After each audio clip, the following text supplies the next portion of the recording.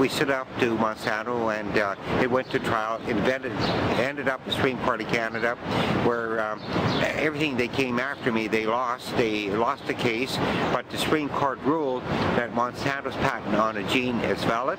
It doesn't matter how it ends up in any life form, they own and control it. And that was a startling decision, is that even if you have your crop, organic farmer or conventional farmer, and your crop is contaminated, the amount of contamination doesn't matter. They own your seeds and plants, and if you use them, you're liable to a lawsuit under patent law. So that's what the case is all about, and that shows how Monsanto can get control over the seed supply and food supply through cross-pollination, direct seed movement, blowing in the wind or whatever. It doesn't matter how it gets there, the court's ruled. You don't own your seeds or plants anymore. So it would give them, the corporations now, total control over the seed supply, ultimately the food supply.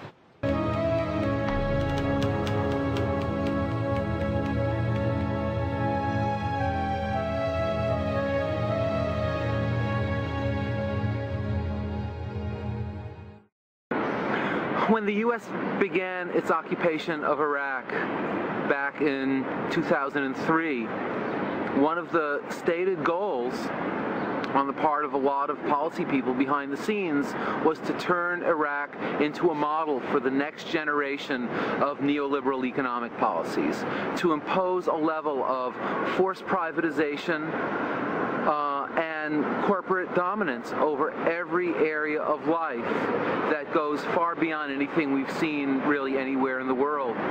There were 100 special orders that were imposed by Paul Bremer when he was the administrator of Iraq under the first stages of the occupation, that were established in a way that they could not be overturned by any future Iraqi constitution. Order 81 had to do with control over seeds, and it made it illegal for Iraqi farmers to plant seeds that are not certified by some international authority. Now, Iraq is where wheat cultivation was first developed. It's really the cradle of human civilization. It's where agriculture was first developed, where people learned to cultivate seeds and till the land and improve crop varieties over time. So there are probably thousands of traditional seed varieties, particularly wheat varieties, that are unique to that part of the world that are no longer legal for Iraqi farmers to grow. We shouldn't unleash this massive experiment on huge numbers of farmers and consumers throughout the world in the absence of knowing what it's going to do. If it were a matter of life and death and survival, the risk might be worth it. But it's not a matter of life and death and survival. It may be a matter of life and death and survival for Monsanto and a few other chemical companies, but for most of us it isn't. We can eat perfectly good food without having it genetically modified. And these companies promise that in Africa and other parts of the third world they'll be able to solve the problems of starvation and hunger by means of these crops.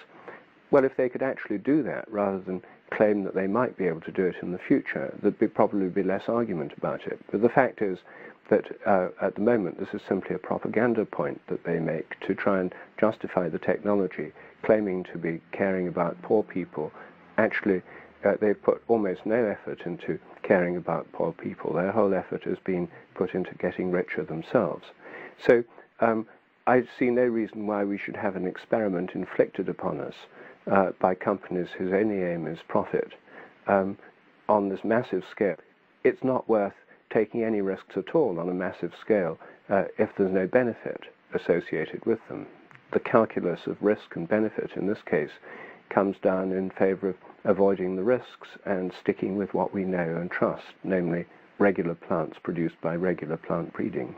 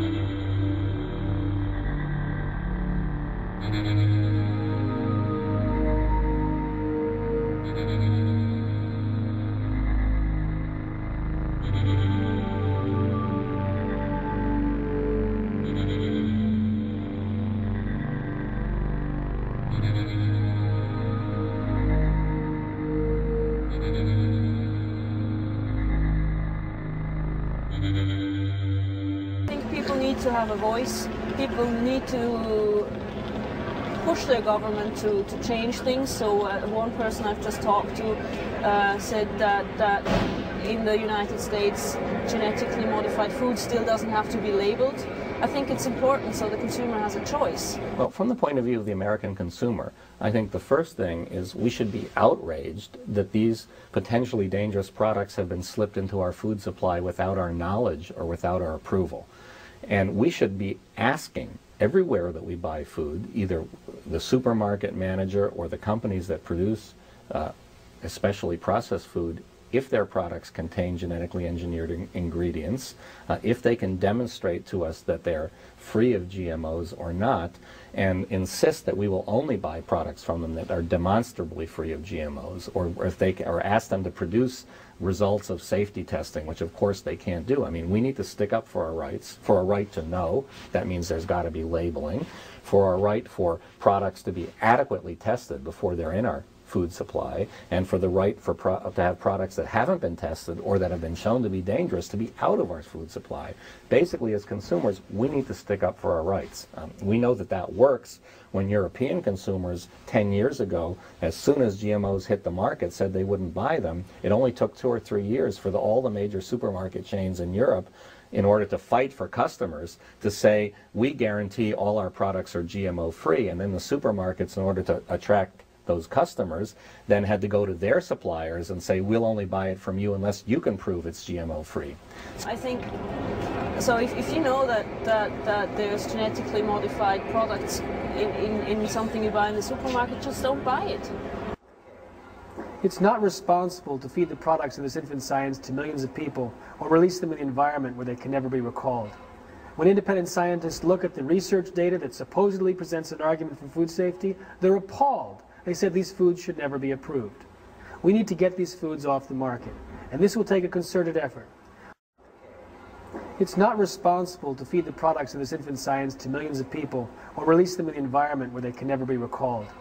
When independent scientists look at the research data that supposedly presents an argument for food safety, they're appalled. They said these foods should never be approved. We need to get these foods off the market, and this will take a concerted effort. One thing that we have going for us is this. Studies show that the more people learn about genetically modified crops, the less they trust them.